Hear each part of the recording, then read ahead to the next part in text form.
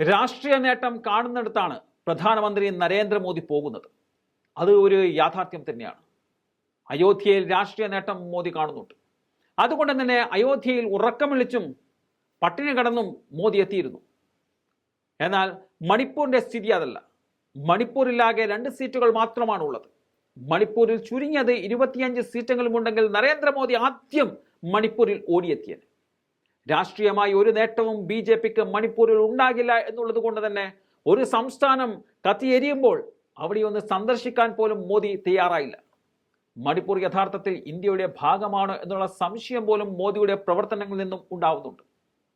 അവിടെ ഭരിക്കുന്നത് BJP സർക്കാർ ആണെങ്കിലും അമ്പയെ പരാജയപ്പെട്ടിരിക്കുകയാണ് ബിരേൻ സിംഗും അദ്ദേഹത്തിന്റെ സർക്കാരും.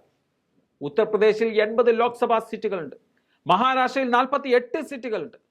അതുകൊണ്ട് തന്നെ ഈ 2 സംസ്ഥാനങ്ങളും പ്രധാനമന്ത്രി നരേന്ദ്രമോദി കൂടുതൽ ശ്രദ്ധ ചെലുത്തുന്നു എന്നതാണ് പറയുന്നത്.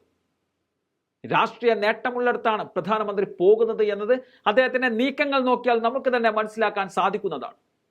പ്രതിവർഷം 2 കോടി തൊഴിലവസരങ്ങൾ നൽകുന്നതിനെ കുറിച്ച് മോദി പറഞ്ഞിട്ടുണ്ടെങ്കിലും അത് പ്രാവർത്തികമാക്കാൻ മോദിക്ക് സാധിച്ചോ എന്നത് പരിശോധിച്ചു നോക്കിയാൽ ഇല്ല എന്ന് തന്നെയാണ് ഉത്തരം കിട്ടുക.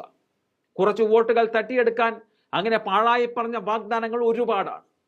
മോദി എന്ന ഒരു വ്യക്തിയെ ഉയർത്തിക്കാട്ടിയ BJPക്ക് അദ്ദേഹത്തിന്റെ ചില ഗിമ്മിക്കുകൾ ഗുണം ചെയ്തിട്ടുണ്ട്.